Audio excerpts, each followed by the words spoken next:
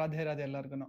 ಇವತ್ತಿನ ಟಾಪಿಕ್ ಏನಪ್ಪ ಅಂತಂದರೆ, ಬೆಂಗಳೂರಲ್ಲಿ ನಮಗೆ ಯಾವ ಪಾರ್ಟ್ ಟೈಮ್ ಜಾಬ್ ಸಿಗುತ್ತೆ ಓದ್ಕೋಬೇಕಾದ್ರೆ ಜೊತೆಗೆ ಮಾಡ್ಕೋಬೇಕು ಅಂತಂದರೆ, ಫಸ್ಟು ವ್ಯಾಲೆಟ್ ಪಾರ್ಕಿಂಗ್ ಅಂತ ಸಿಗುತ್ತೆ ಹೋಟೆಲ್ಗಳಲ್ಲಿ ಅಥವಾ ರೆಸ್ಟೋ ಬಾರ್ಗಳಲ್ಲಿ.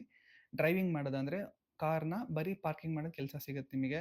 ಅವರು ಅವರ್ಲಿ ಬೇಸಿಸ್ ಪೇ ಮಾಡ್ತಾರೆ, 8 ಅವರ್ಸ್ 600 ಆ ಥರ ಪೇ ಮಾಡ್ತಾರೆ. ಹೋಗಿ ಅಪ್ರೋಚ್ ಮಾಡಿ ಎಲ್ಲೆಲ್ಲಿದೆ ಎಲ್ಲ.